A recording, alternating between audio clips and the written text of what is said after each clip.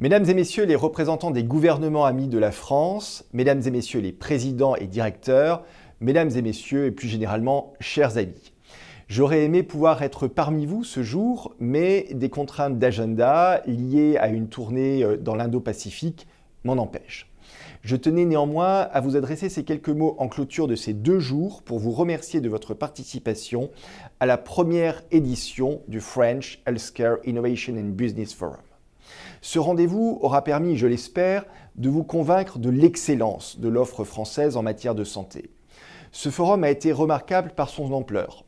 Vous êtes une centaine de délégations venues de 3 continents à nous avoir fait l'honneur de venir en France pour faire naître des initiatives avec notre écosystème de santé.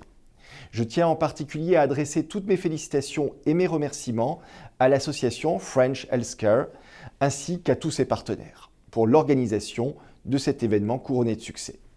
Dans vos divers titres et fonctions, ministres, hauts fonctionnaires et décideurs du secteur privé, vous reflétez la diversité des acteurs qui composent le monde de la santé.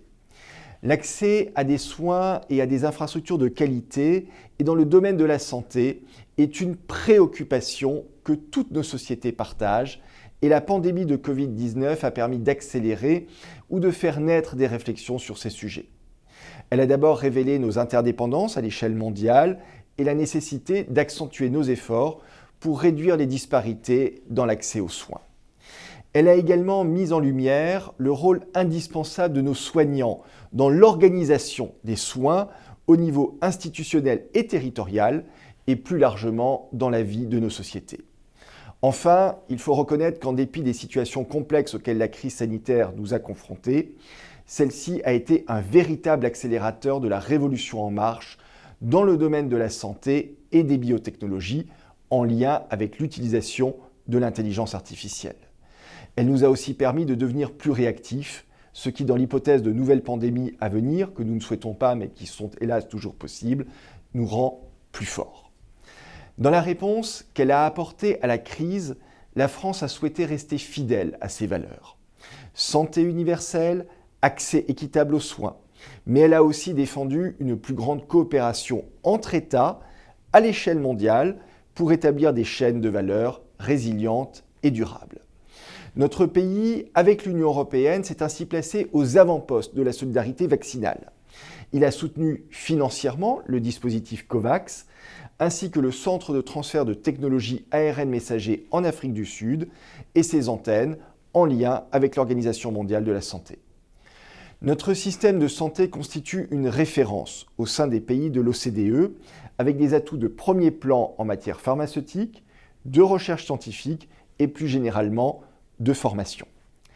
Ce savoir-faire est porté par un écosystème dynamique, particulièrement riche et innovant, dont vous avez pu rencontrer un certain nombre de représentants au cours des 2 derniers jours. Nos industries de santé en France sont riches de 3000 entreprises, 2500 sites, près de 500 000 emplois directs et associés. Elles exportent très largement, plus de 47% du chiffre d'affaires de la filière, et permettent de dégager dans ce secteur un excédent commercial. Tout cela doit encourager à être encore meilleur.